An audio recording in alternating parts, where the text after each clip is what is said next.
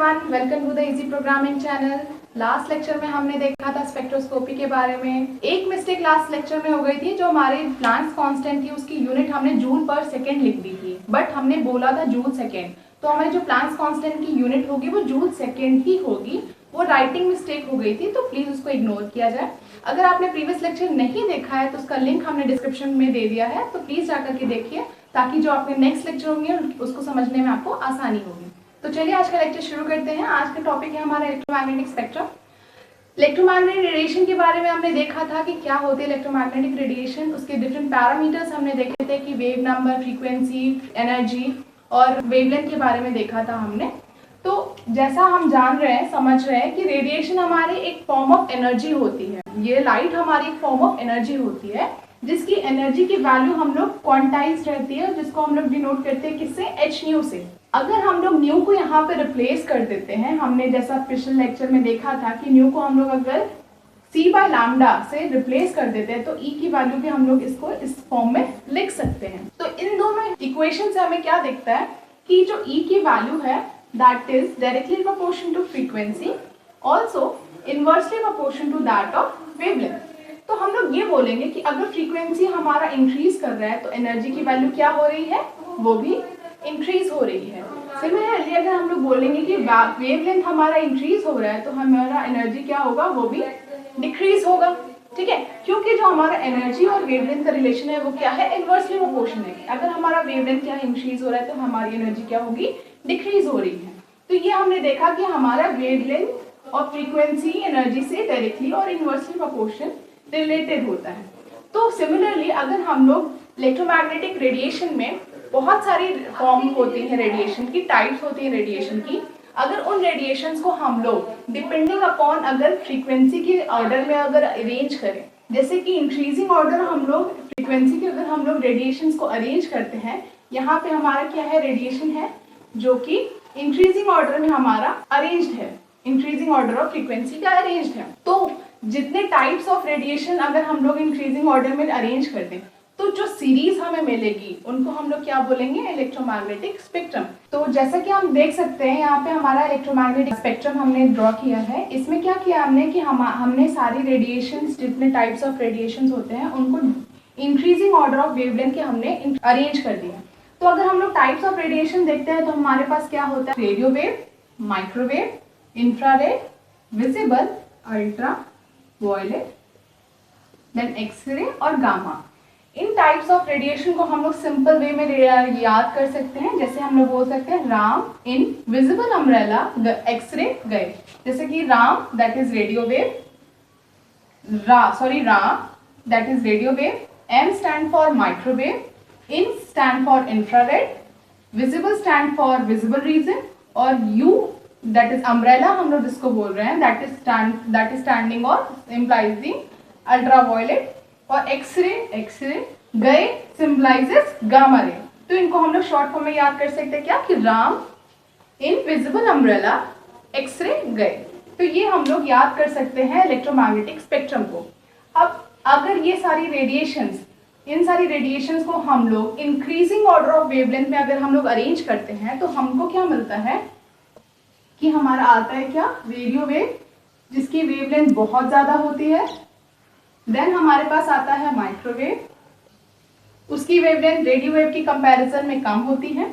फिर हमारा आता है इंफ्रारेड, देन हमारे पास आता है विजिबल जो हम लोग जनरली जानते हैं विजिबल स्पेक्ट्रम, और हमारे पास नेक्स्ट आता है कम वेवलेंथ के visible say that is UV that is ultraviolet rays जो हमें सन से मिलती है। देन हमारे पास आता है एक्सरे और हमारे पास आता है गामा रेज। तो इसमें हम लोग देख रहे हैं क्या कि जो गामा रेज है उनकी वेवलेंथ क्या है, बहुत कम है। अगर वेवलेंथ कम हुई तो उसकी फ्रीक्वेंसी क्या हो गई, हमारी बड़ी हो गई। मतलब कि हम लोग बोल सकते हैं कि अगर गामा रेज की वेवलेंथ कम है तो उसकी फ्रीक्वेंसी सबसे ज्यादा होगी, और अगर रेडियो वेव की वेवलेंथ बहुत ज्यादा है, सबसे ज्यादा है, तो हम लोग क्या बोलेंगे कि रेडियो वेव की फ्रीक्वेंसी सबसे कम होगी। तो अगर डिपेंडिंग अपॉन हम लोग अगर इंक्रीजिंग ऑर्डर फ्रीक्वेंसी कर रहे हैं या डिक्रीजिंग ऑर्डर फ्रीक्वेंसी कर रहे हैं तो जो सीरीज हमें मिलता है तो उनको हम लोग क्या बोलते हैं, इलेक्ट्रोमैग्नेटिक स्पेक्ट्रम, जिसमें कि हम लोग यूवी विजिबल में जानते हैं कि विजिबल रेडिएशन लाइट हम लोग को जब प्रिज्म के पास कराते हैं तो हमें स्पेक्ट्रम मिलता है, जिसमें कि कलर्स होते हैं हमारे वेबक्योर के, ये हमारे विजिबल रीजन में आते हैं। सिमिलरली जो रेडियो वेव्स हमारी होती हैं, रेडिएशन जो हमारे रेडियो वेव्स की होती हैं, हम लोग उनको किस में यूज करते हैं, रेडियो फ्रीक्वेंसी में यूज करते हैं। जो हमें रेडियोज में आवाज आती है, जो सिग्नलिंग होती है, वो हमारी किस रीजन में होती है, रेडियो वेव्स में होती है। सबसे इजी एग्जाम्पल है एक्सरे, जो हम लोग एक्सरे कराते हैं वो किस स्पेक्ट्रम के किस रीजन को डिनोट करती है या यूज करती है, वो हमारा होता है एक्सरे, ये रीजन होता है। तो ये हमारे सामने जो हमारे दिख रहा है वो क्या है, इलेक्ट्रोमैग्नेटिक स्पेक्ट्रम। आइए देखते हैं ओरिजिन ऑफ इलेक्ट्रॉनिक स्पेक्ट्रम। इस टॉपिक को स्टार्ट करने के लिए हम लोग एक छोटा सा एग्जाम्पल लेते हैं। मान लीजिए एक छोटा बच्चा है, ठीक है, वो शांति से अपना बैठ के खेल रहा है। अगर उस छोटे बच्चे को हम लोग जाके पिंच करें या परेशान करें तो वो बच्चा क्या होगा, रोना शुरू कर देगा। तो जैसे ही वो रोना शुरू करेगा, अगर वो शांत से बैठा हुआ है तो उसकी एक एनर्जी स्टेट है, वो क्या है, ग्राउंड एनर्जी स्टेट में है। ग्राउंड एनर्जी स्टेट हम लोग ये बोलते हैं कि वो शांत है, आराम से बैठा हुआ है, तो हर एक पर्सन के पास उसकी ग्राउंड एनर्जी स्टेट है, ठीक है। तो जैसे ये बच्चा है, ये ग्राउंड एनर्जी स्टेट में है, इसको हम लोग बोलेंगे कि ग्राउंड एनर्जी स्टेट में है, ठीक। अगर हम उसको जा करके पिंच किए, उसको जा करके हमने पिंच किया, खूब सारा पिंच किया, तो अब वो बच्चा क्या होगा कि वो शांति से तो बैठेगा नहीं। अब वो बच्चा है, लड़ तो सकता नहीं है, तो वो क्या करेगा, रोना शुरू कर देगा, रोना शुरू कर देगा। अब जब वो बच्चा रोना शुरू कर दिया तो हम लोग इसको क्या बोलेंगे कि वो क्या है, एक्साइटेड स्टेट में चला गया, ठीक है। अगर हम लोग इसका दूसरा एग्जाम्पल देखें, अभी हम शांति से बैठे हुए अपना काम कर रहे हैं, आपने हमें मान लीजिए कुछ पैसे दे दिए, ठीक। अब उस पैसे को पाने के बाद हमें क्या होगा, ख्याल आने लगेंगे, अच्छा ये खरीद लेना चाहिए, वो खरीद लेना चाहिए। तो अब हम नॉर्मल स्टेट से क्या हो गए, एक्साइटेड हो गए। तो आपने जो पैसे दिया वो आपने क्या किया, हमको मतलब इंटरैक्ट किया, उस पैसे से हमको इंटरैक्ट किया। तो उसी तरह हमारे मॉलिक्यूल्स में भी होता है। क्या होता है कि हमारे पास कुछ मॉलिक्यूल्स हैं, उसको हमने रेडिएशन दिया, हमने उसको कुछ रेडिएशन दिया। अभी तक मॉलिक्यूल ग्राउंड एनर्जी स्टेट में था। ये एक नॉर्मल या नेचुरल फिनोमेना हम लोग बोलते हैं कि हर एक इंसान या हर एक चीज अपने ग्राउंड एनर्जी स्टेट में होना चाहता है, जिसमें कि वो आराम फरमा सके, रिलैक्स मोड में रह सके। तो जैसे ही हम लोग उसको कुछ डिस्टर्बेंस देते हैं, तो डिस्टर्बेंस हम लोग यहाँ पे कैसे दे रहे हैं, रेडिएशन की फॉर्म में दे रहे हैं। तो अगर हमने मॉलिक्यूल को रेडिएशन दिया जिससे कि डिस्टर्बेंस हो गई, तो अब उस डिस्टर्बेंस से क्या होगा कि मॉलिक्यूल जो कि ग्राउंड एनर्जी स्टेट में था, वो ग्राउंड एनर्जी स्टेट में ना जा करके एक एक्साइटेड स्टेट में चला गया, ठीक है। एक्साइटेड स्टेट हमारे मॉलिक्यूल्स में हम लोग क्या बोल सकते हैं, एनर्जी लेवल के फॉर्म में हम लोग बोल सकते हैं कि ये हमारे ग्राउंड एनर्जी लेवल है और ये हमारी क्या है, एक्साइटेड एनर्जी लेवल।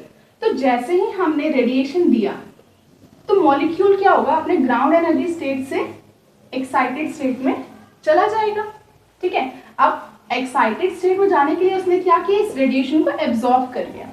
कुछ रेडिएशन उसने क्या किया, एब्जॉर्ब कर ली। अब वो रेडिएशन एब्जॉर्ब करने के बाद एक्साइटेड स्टेट में चला गया। ये अगर हम लोग मान ले कि ये E1 है और अगर ये E2 है, अगर हम लोग इसको दूसरे कलर से लिखें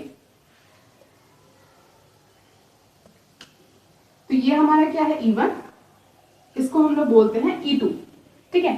तो ये एनर्जी तभी एब्जॉर्ब करेगा जब इन दोनों एनर्जी लेवल की डिफरेंस हमारे रेडिएशन के एनर्जी के इक्विवेलेंट होगा। ये जो हमारा डेल्टा ई है, that is equal to the difference of that of the energy level. ये हमारे एनर्जी लेवल के डिफरेंस को रिप्रेजेंट करता है, डेल्टा ई। जब ये एनर्जी हमारे इस रेडिएशन की एनर्जी के इक्विवेलेंट होगा, तभी हमारा यहाँ पे एब्जॉर्प्शन होगा और तब वो जाकर के एक्साइटेड स्टेट में चला जाएगा। तो ये हमारा क्या शो करता है, एब्जॉर्प्शन। सिमिलरली अगर हम लोग एमिशन बोले, ये हमारा क्या है, E1, ये E2, ये ग्राउंड एनर्जी स्टेट है, एक्साइटेड एनर्जी स्टेट है। एमिशन में क्या होता है कि हमारा जो एक्साइटेड एनर्जी स्टेट से लोअर एनर्जी स्टेट या ग्राउंड एनर्जी स्टेट से हमारा जो मॉलिक्यूल आता है तो इनको हम लोग क्या बोलते हैं, एमिशन। ये हमने बोल दिया एमिशन, ठीक है। अब अगर हमारे पास स्पेक्ट्रोमीटर है, स्पेक्ट्रोमीटर क्या करता है कि ये रेडिएशंस जो हमारे निकल रही है, एब्जॉर्ब करने के बाद जो हमारे यहाँ इनिशियल रेडिएशन थी वो तो चेंज हो जाएगी, तो वो जो रेडिएशन निकल रही है उसको एनालाइज करेगा, फिर उसमें देखेगा कि यहाँ पे कुछ पोर्शन इस रेडिएशन की एब्जॉर्ब हो गई। सिमिलरली जब वो ये रेडिएशन एमिट करने के बाद, मतलब जब वो ग्राउंड स्टेट में आएगा तो वो एमिट करेगा रेडिएशंस को। अब वो रेडिएशंस को जब हमारा स्पेक्ट्रोमीटर रीड करेगा तो वो हमें बताएगा कि यहाँ पे हमारी लाइट का एमिशन हो रहा है। तो उसके अकॉर्डिंग हमारे पास दो स्पेक्ट्रम मिलते हैं, तो जिनको बोलते हैं हम लोग एब्जॉर्प्शन स्पेक्ट्रम और एमिशन स्पेक्ट्रम, डिपेंडिंग अपॉन कि हमारा एब्जॉर्प्शन हो रहा है या फिर एमिशन हो रहा है। तो पहले देखते हैं कि हमारा एमिशन स्पेक्ट्रम क्या होता है और एब्जॉर्प्शन स्पेक्ट्रम क्या होता है। तो हम लोग देखेंगे एब्जॉर्प्शन स्पेक्ट्रम। एब्जॉर्प्शन स्पेक्ट्रम में क्या होता है कि when there is transition from ground energy state to excited energy state, then the resulting spectrum is called as absorption spectrum. It means कि जब हमारा ट्रांजिशन ग्राउंड एनर्जी स्टेट से excited energy state में होता है, उसके बाद हमारे जो रेडिएशंस निकलते हैं, अगर हम लोग उनको स्टडी करते हैं स्पेक्ट्रोमीटर में, तो जो रिजल्टिंग स्पेक्ट्रम हमें मिलता है वो क्या होता है, एब्जॉर्प्शन स्पेक्ट्रम। हमारा एनर्जी, इंसिडेंट एनर्जी क्या हुआ, एब्जॉर्ब हो गया। तो रिजल्टिंग स्पेक्ट्रम को जब स्टडी किया हमने तो हमें क्या मिला, absorption spectrum.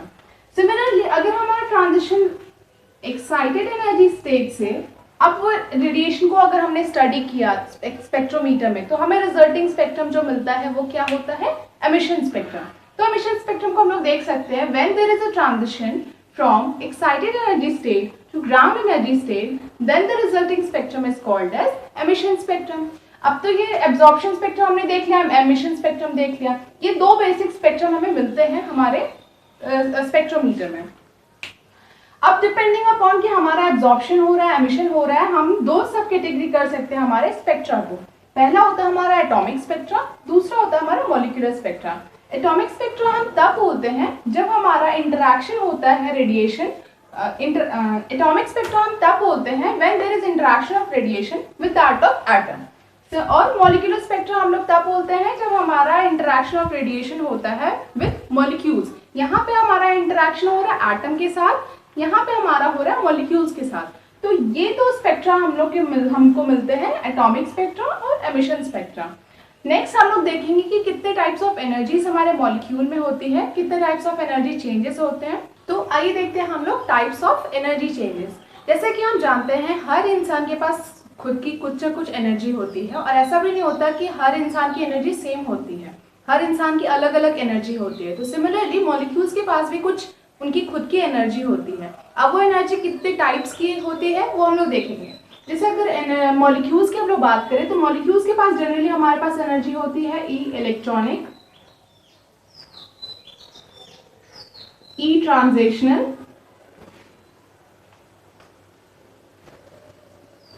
E vibrational and E rotational.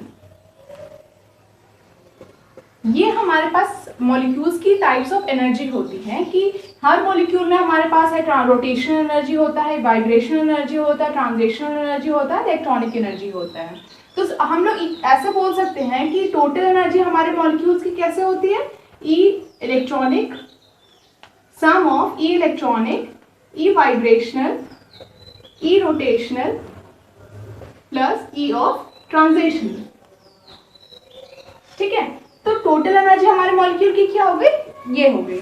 और एक बात और याद होनी चाहिए कि हमारी जो इलेक्ट्रॉनिक एनर्जी होती है वो ग्रेटर होती है हमारे वाइब्रेशनल एनर्जी से, और जो हमारी वाइब्रेशनल एनर्जी होती है वो ग्रेटर होती है हमारे रोटेशनल एनर्जी से। सिमिलरली ई रोटेशन हमारी ग्रेटर होती है ट्रांजिशनल एनर्जी से। हमारी जो ट्रांजिशनल एनर्जी होती है वो बहुत कम होती है, जिसमें कि जनरली वो हीट के फॉर्म में रिलीज हो जाती है, डिसिपेट हो जाती है। तो हमारे पास मॉलिक्यूल में जनरली हम लोग कंसिडर करने के अकॉर्डिंग कौन कौन सी एनर्जी होती है, इलेक्ट्रॉनिक, वाइब्रेशनल और रोटेशनल। अब हम लोग बोल रहे हैं इलेक्ट्रॉनिक, रोटेशन और वाइब्रेशन, ये एनर्जी होती कैसे है, मतलब इलेक्ट्रॉनिक एनर्जी क्या होती है, ई वाइब्रेशनल क्या होती है, ई रोटेशनल क्या होती है। जब हमारे मॉलिक्यूल में हमारे इलेक्ट्रॉन्स एक एनर्जी लेवल से दूसरे एनर्जी लेवल में जाएंगे। जैसे कि हमारे एनर्जी लेवल्स है, अगर इलेक्ट्रॉन हमारा यहाँ से दूसरे एनर्जी लेवल में जाता है तो इस ट्रांजिशन से रिलेटेड जो हमारी एनर्जी होती है हम लोग उसको क्या बोलते हैं, ई इलेक्ट्रिकल। ठीक है, ये हमारी ई इलेक्ट्रिकल एनर्जी हो गई। सिमिलरली अगर हम बोलेंगे ई वाइब्रेशनल, वाइब्रेशनल से हम लोग क्या समझ रहे हैं कि वाइब्रेट करना। अगर मॉलिक्यूल में हमारी एनर्जी वाइब्रेशन की वजह से हो रही है, ठीक है, तो उस वाइब्रेशन से रिलेटेड हमारी जो एनर्जी होगी हम लोग उसको क्या बोलेंगे, ई वाइब्रेशनल। जैसे ये हमारा मॉलिक्यूल है, इसमें टू एंड फ्रो मोशंस होने लगे, टू एंड फ्रो मोशंस की वजह से हमारे पास एनर्जी होगी, उस एनर्जी की वजह से हम लोग उस एनर्जी को क्या बोलेंगे, ई वाइब्रेशनल। और अगर हमारे पास मॉलिक्यूल है जो कि रोटेट कर रहा है, मान लीजिए ये हमारे पास मार्कर है, इसकी एक्सिस हमारी ये है, ये हमारी एक्सिस है, इसके अराउंड अगर वो रोटेट करने लगे, रिवॉल्व करने लगे या रोटेट करने लगे, उससे रिलेटेड हमारी जो एनर्जी होगी हम लोग उसको क्या बोलेंगे, ई रोटेशनल। रोटेशनल मतलब कि रोटेशन के अकॉर्डिंग जो हमारी एनर्जी होती है उसको हम लोग बोलते हैं ई रोटेशनल। तो अगर हम लोग कंसिडर करें कि हमारा ये रेडिएशन है, ठीक है, और ये हमारा एक मैटर है, मैटर के साथ ये रेडिएशन इंटरैक्ट किया, अब वो इंटरैक्शन में हमारे एब्जॉर्प्शन हुई। अब एब्जॉर्प्शन पे डिपेंड करेगा कि उसमें क्या क्या चेंजेस हुई। जैसे हमने देखा कि हमारे पास मॉलिक्यूल की इलेक्ट्रॉनिक एनर्जी होती है, वाइब्रेशन एनर्जी होती है, रोटेशनल एनर्जी होती है। तो अब इंटरैक्शन के बाद हमारे पास वो एनर्जी किस एनर्जी में चेंजेस हुए। अगर हमारा इंटरैक्ट हुआ, अगर हम लोग कंसिडर करें ये हमारे इलेक्ट्रॉनिक एनर्जी लेवल्स हैं जिनको हम लोग बोलेंगे E1, E2 और ये E3, और ये हमारा क्या है, एक एनर्जी स्केल है।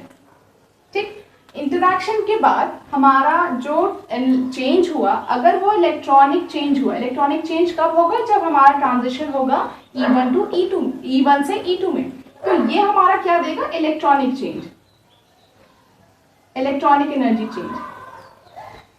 ये हमारी हो गई delta E, that is electronic energy change हो गई।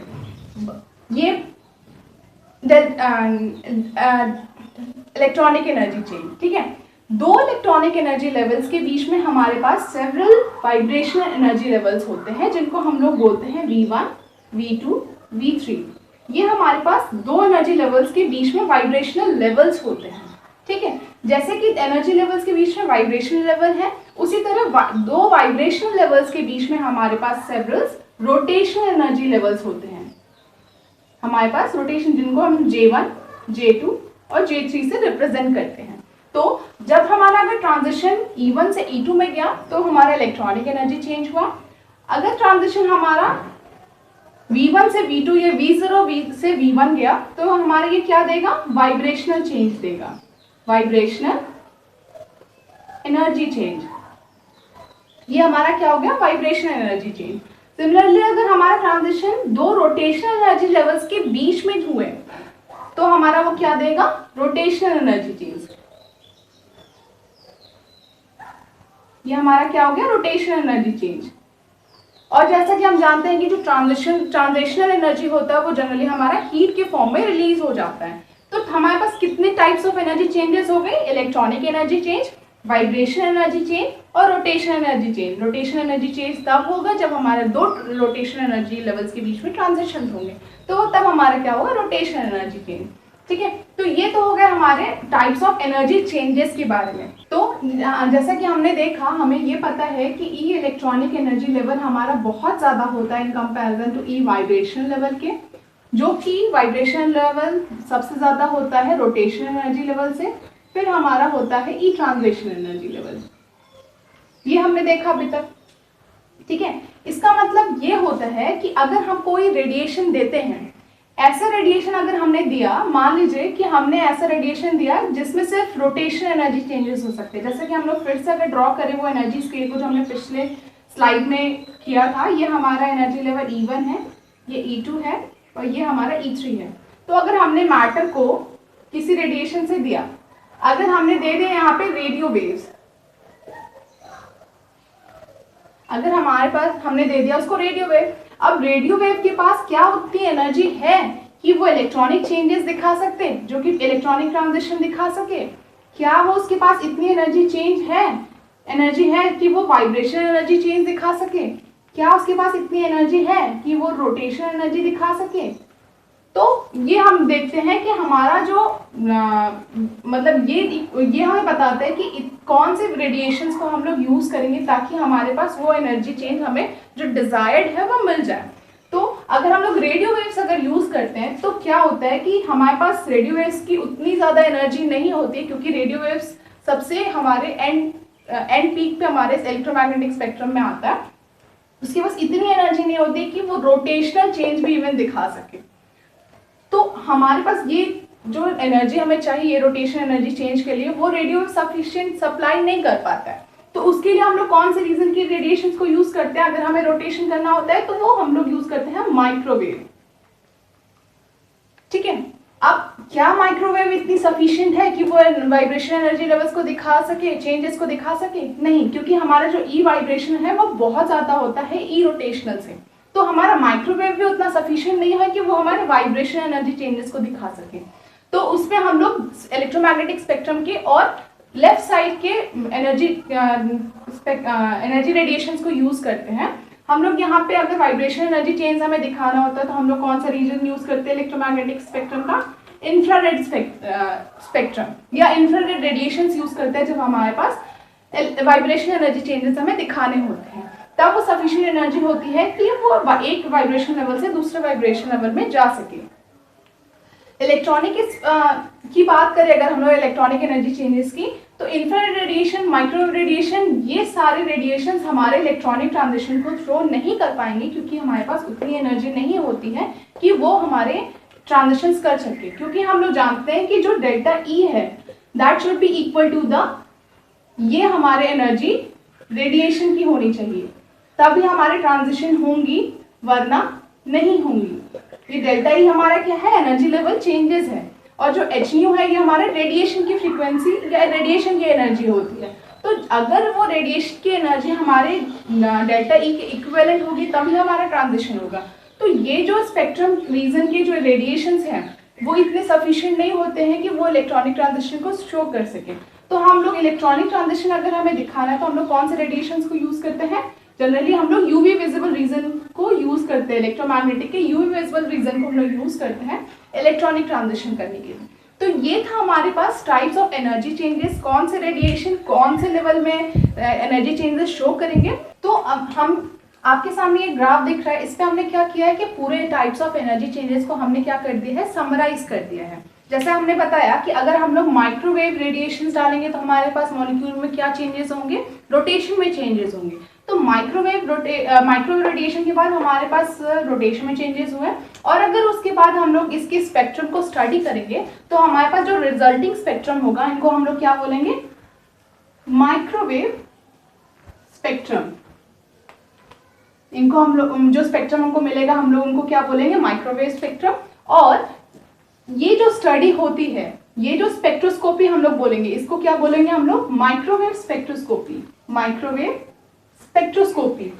माइक्रोवेव स्पेक्ट्रोस्कोपी को हम लोग एक और नाम बोलते हैं रोटेशनल स्पेक्ट्रोस्कोपी, क्योंकि यहाँ पे हमारे पास मॉलिक्यूल में क्या हो रहा है? रोटेशन की चेंजेस हो रहे हैं। तो हम लोग इसको क्या बोलेंगे? Rotational spectroscopy. तो इससे हम लोग को पता चला कि हमारे पास स्पेक्ट्रोस्कोपी में एक पार्ट हमें क्या टाइप मिल गया? माइक्रोवेव स्पेक्ट्रोस्कोपी और रोटेशनल स्पेक्ट्रोस्कोपी। सिमिलरली अगर हम लोग इंफ्रारेड रेडिएशन को डालते हैं, इंटरैक्ट कराते हैं मैटर के साथ, तो हमारे मॉलिक्यूल में क्या होता है? वाइब्रेशनल होते हैं, वाइब्रेशनल चेंजेस होते हैं, टू एंड फ्रो मोशंस होने लगते हैं। जो हमारे मॉलिक्यूल स्टैटिक होते हैं, रेडिएशन आने के बाद हमारे पास उनके बीच में वाइब्रेशन चेंजेस होते हैं। उसकी वजह से हमारे पास जो रिजल्टिंग स्पेक्ट्रम होता है, या फिर हम लोग रेडिएशंस को जब स्टडी करते हैं तो उस स्पेक्ट्रम को हम लोग क्या बोलते हैं? Infrared spectrum. हम लोग क्या बोलते हैं? Infrared spectrum. और इस स्टडी को, इस स्पेक्ट्रोस्कोपी को हम लोग क्या बोलते हैं? Infrared spectroscopy. क्या बोलते हैं? Infrared spectroscopy. तो पहला स्पेक्ट्रोस्कोपी हमने क्या देखा? Rotational spectroscopy. दूसरा टाइप हमने क्या देख लिया? Infrared spectroscopy. अब अगर हम लोग मॉलिक्यूल में विजिबल रीजन या फिर अल्ट्रावायलेट रीजन्स के रेडिएशन को डालते हैं तो क्या होता है? हमारा ये जैसे एटम है, ठीक है, एटम में क्या होगा कि, या फिर मॉलिक्यूल है, मॉलिक्यूल में क्या होगा कि इनर एनर्जी लेवल से हमारे पास आउटर एनर्जी लेवल में ट्रांजिशन होने लगेंगे। तो ये हमने देखा था कि दो एनर्जी लेवल्स हैं, उनमें हमारे एनर्जी लेवल में ट्रांजिशन होते हैं अगर हमारा यूवी विजिबल रीजन का हमने रेडिएशन डाला है। तो इससे जो हमें स्पेक्ट्रम मिलता है तो हम लोग उसको क्या बोलते हैं? UV visible spectrum. और इसको हम लोग बोलते स्पेक्ट्रोस्कोपी, इस स्पेक्ट्रोस्कोपी को हम लोग क्या बोलेंगे, यूवी विजिबल स्पेक्ट्रोस्कोपी। तो हमें तीसरा स्पेक्ट्रोस्कोपी क्या मिल गया, यूवी विजिबल स्पेक्ट्रोस्कोपी मिल गया। नेक्स्ट, अगर हम लोग इससे भी ज्यादा एनर्जी की रेडिएशन को डालते हैं तो क्या होता है कि हमारे मॉलिक्यूल के पास इतनी एनर्जी आ जाती है कि वो इलेक्ट्रॉन को अपने कोर मतलब शेल से बाहर कर देता है। बाहर कर देने का मतलब कि आयनाइजेशन हो जाना। अगर हम लोग एक्सरे की रेडिएशंस को यूज करते हैं तो हमारे वो पास इतनी एनर्जी हमारे मॉलिक्यूल में आ जाती है कि वो इलेक्ट्रॉन को आयनाइज कर देता है या हमारे एटम्स को, मॉलिक्यूल्स को आयनाइज कर देता है। तो ये तो हमारे टाइप्स ऑफ एनर्जी चेंजेस हो गए, टाइप्स ऑफ स्पेक्ट्रोस्कोपी हमने देख लिया कि कब हमारा रोटेशनल स्पेक्ट्रोस्कोपी होगा, कब इंफ्रारेड स्पेक्ट्रोस्कोपी होगा और कब यूवी विजिबल स्पेक्ट्रोस्कोपी होगा। तो हर स्पेक्ट्रोस्कोपी हमारे लिए बहुत इंपॉर्टेंट है क्योंकि हर पार्ट हमें एक नई चीज बताता है मॉलिक्यूल के बारे में, ठीक है। तो वो कमिंग लेक्चर्स में हम लोग देखेंगे कि हर पार्ट हमारा, जैसे हर टाइप्स ऑफ स्पेक्ट्रोस्कोपी वो क्या बताता है हमको, ठीक है। सिमिलरली एक और हमारे पास स्पेक्ट्रोस्कोपी हम लोग पढ़ते हैं जिसको बोलते हैं एनएमआर स्पेक्ट्रोस्कोपी। उसमें क्या होता है कि उसमें हम लोग माइक्रोवेव से लोअर एनर्जी लेवल को यूज करते हैं, दैट इज रेडियो फ्रीक्वेंसी को हम लोग यूज करते हैं, उसको हम लोग मैटर के साथ इंटरैक्ट कराते हैं। उसमें क्या होता है कि हमारे मॉलिक्यूल्स में स्पिन्स होते हैं, वो स्पिन के चेंजेस होते हैं, तो उस चेंजेस की वजह से जो हमें स्पेक्ट्रम मिलता है तो उसमें तो उसको हम लोग बोलते हैं एनएमआर स्पेक्ट्रोस्कोपी, ठीक है। तो ये हमारे पास डिफरेंट टाइप्स ऑफ स्पेक्ट्रम हो गए, स्पेक्ट्रोस्कोपी हो गया। आगे के लेक्चर्स में हम लोग यही डिफरेंट टाइप्स ऑफ स्पेक्ट्रोस्कोपी देखेंगे और हर स्पेक्ट्रोस्कोपी हमें क्या इंफॉर्मेशन देता है वो हम लोग देखेंगे। तो नेक्स्ट हम लोग देखते हैं इंस्ट्रूमेंटेशन। तो अब हम लोग देखेंगे इंस्ट्रूमेंटेशन। इंस्ट्रूमेंटेशन हम लोग को किसकी देखनी है, स्पेक्ट्रोमीटर की। स्पेक्ट्रोमीटर हमारा एक डिवाइस होता है जो कि हमारे रेडिएशन को स्टडी करता है। स्टडी रेडिएशन की कैसे होती है हमारी, जैसे कि हमें पता है कि हमारा रेडिएशन हमारे मैटर के साथ इंटरैक्ट करेगा। जैसे हम लोग देख सकते हैं कि हमारा रेडिएशन है, ये मैटर है हमारा और ये इंटरैक्ट किया हमारे मैटर के साथ। इसके बाद जो ये रेडिएशन निकली, ये रेडिएशन हमारी क्या होती है, ट्रांसमिटेड रेडिएशन होती है। इस इलेक्ट्रोमैग्नेटिक रेडिएशन को हमारा स्पेक्ट्रोमीटर क्या होता है, स्टडी करता है। तो जो स्पेक्ट्रोमीटर होता है वो हमारे इन सारे यूनिट का कंप्राइजिंग होता है। तो पहला यूनिट हमारा स्पेक्ट्रोमीटर में क्या होता है, सोर्स, जो कि सबसे इंपॉर्टेंट चीज है हमारे के लिए क्योंकि हमारा यही हमारे मैटर के साथ जाकर के इंटरैक्ट करता है। तो डिपेंडिंग अपॉन हमारे पास, जैसे कि हमने देखा स्पेक्ट्रोस्कोपी क्या होती है और हर स्पेक्ट्रोस्कोपी में हमने हर डिफरेंट रेडिएशन को यूज किया। हमने अगर यूवी रीजन की रेडिएशन को यूज किया तो यूवी रेडिएशन को हम लोग लाने के लिए हम लोग कौन सा सोर्स यूज करते हैं, हाइड्रोजन लैंप यूज करते हैं और कभी कभी हम लोग ड्यूटरेटेड लैंप भी यूज करते हैं। अगर हमें आईआर रेडिएशन चाहिए तो उसके लिए हम लोग क्या सोर्स यूज करेंगे, नर्स ग्लोअर सोर्स यूज करते हैं। और माइक्रोवेव अगर हमें रेडिएशन चाहिए तो उसके लिए हम लोग क्या यूज करते हैं, क्लिस्ट्रॉन, ठीक है। तो ये तो हो गया हमारे सोर्स के बारे में। फिर नेक्स्ट हमारा आता है सैंपल हैंडलर। अब सैंपल हैंडलर से समझ में आ रहा है कि ये क्या होता है। सैंपल हैंडलर में हमारा जिसमें सैंपल रखा जाता है, तो सैंपल हैंडलर हर सिचुएशन के लिए हमारे पास अलग अलग होता है। अगर हम लोग यूवी रेडिएशन को यूज कर रहे हैं तो हमारे पास यूवी में हमारे पास सैंपल हैंडलर जो होता है वो क्या होता है, ग्लास होता है और क्वार्ट्ज होता है। अगर हम लोग आईआर यूज कर रहे हैं तो आईआर में हमारे पास क्या होगा, सैंपल हैंडलर NaCl या फिर KBr होगा। हम लोग यूवी आईआर के उसमें आईआर स्पेक्ट्रोस्कोपी में हम लोग ग्लास और क्वार्ट्ज यूज नहीं कर सकते क्योंकि हो सकता है कि वो हमारा कुछ एब्जॉर्प्शन ग्लास और क्वार्ट्ज खुद कर ले आईआर रीजन में, या फिर यूवी रीजन में हम लोग NaCl KBr ना करें क्योंकि हो सकता है कि KBr और NaCl मतलब सैंपल हैंडलर ही कुछ एब्जॉर्ब कर ले एनर्जी, जो कि हमारे लिए फ्रूटफुल नहीं होगा, हमारे स्टडी में फ्रूटफुल नहीं होगा। तो इसीलिए हर रेडिएशन के लिए या फिर हर स्टडी के लिए हम लोग अलग अलग सैंपल हैंडलर यूज करते हैं। नेक्स्ट हमारे पास आता है मोनोक्रोमैटर। मोनोक्रोमैटर क्या होता है कि हमारे पास जो रेडिएशन चाहिए वो एक मोनोक्रोमैटिक होना चाहिए। तो फर्दर और जितने सोर्सेज में जितने सारे डिस्टर्बेंस है या फिर और सारे जो रेडिएशन है उनको ब्लॉक करके एक सिंपल मोनोक्रोमैटिक रेडिएशन हमारा मोनोक्रोमैटर देता है, जो कि जनरली हम लोग फिल्टर्स यूज करते हैं। फिर हमारे पास आता है डिटेक्टर। ये डिटेक्टर हम लोग हर के लिए अलग अलग होता है। यूवी के लिए हमारे पास क्या होता है, फोटो सेल्स होते हैं और फोटो मल्टीप्लाइड ट्यूब्स भी हमारे पास जनरली कभी कभी होते हैं। आईआर के लिए हम लोग यूज करते हैं थर्मोकपल्स और माइक्रोवेव के लिए हमारे पास होता है क्रिस्टल रेक्टिफायर। तो ये हमारे हो गए डिटेक्टर के बारे में। नेक्स्ट हमारे पास होता है एम्पलीफायर यूनिट। एम्पलीफायर से हम लोग ये जानते हैं कि हमारे सिग्नल्स जो हमें मिल रहे हैं उनको वो एम्पलीफाई करता है। तो एम्पलीफायर का मेन रोल होता है हमारे जो सिग्नल्स हैं कभी कभी वो वीक होते हैं, डिस्टिंग्विश हम लोग नहीं कर पाते हैं, तो उसके लिए हम लोग एम्पलीफायर की जरूरत होती है जो कि हमारे एम्पलीफायर को मतलब हमारे सिग्नल्स को क्या करते हैं वो एम्पलीफाई करते हैं। नेक्स्ट हमारे पास होता है रिकॉर्डिंग यूनिट। रिकॉर्डिंग यूनिट क्या करता है, ये हमारे प्लॉट देता है एब्जॉर्बेंस वर्सेस लैम्डा के बीच में, हमारे वेवलेंथ वर्सेस एब्जॉर्बेंस के बीच में हमें प्लॉट देता है जो कि हमें पूरी स्टडी मिलती है। वो स्पेक्ट्रम हमें जनरली स्टडी बताता है हमारे मॉलिक्यूल के बारे में। तो ये थे हमारे इंस्ट्रूमेंटेशन स्पेक्ट्रोमीटर में। अब सिंपली हम लोग अगर देखें तो हमारे हर स्पेक्ट्रोमीटर में सैंपल होता है, देन हमारा सैंपल हैंडलर होता है, then monochromatic, then detector, amplifier, then recording unit. ठीक है, तो ये था हमारा पूरा स्पेक्ट्रोमीटर का इंस्ट्रूमेंटेशन। कमिंग लेक्चर्स में हम लोग देखेंगे हमारे डिफरेंट टाइप्स ऑफ स्पेक्ट्रोस्कोपी, जैसा कि हमने देखा rotational spectroscopy, NMR spectroscopy, infrared spectroscopy. तो ये सारे कमिंग लेक्चर्स में हम लोग स्पेक्ट्रोस्कोपी टाइप्स ऑफ स्पेक्ट्रोस्कोपी देखेंगे। तो अगर ये आपको लेक्चर पसंद आया हो तो प्लीज लाइक, शेयर और कमेंट करिएगा। कोई भी डाउट अगर आपके पास होती है तो आप कमेंट सेक्शन में अपने डाउट को क्लियर कर सकते हैं, पेन डाउन कर सकते हैं अपने डाउट्स को। अगर आपने प्रीवियस लेक्चर नहीं देखा है तो हमने जैसा कि बताया कि हमने डिस्क्रिप्शन बॉक्स में प्रीवियस लेक्चर का लिंक दे दिया है, वहां से आप देख सकते हैं। और प्लीज ज़्यादा से ज़्यादा लाइक शेयर करिएगा ताकि हमको मोटिवेशन मिले और हम आगे के लेक्चर्स बना सकें। Thank you.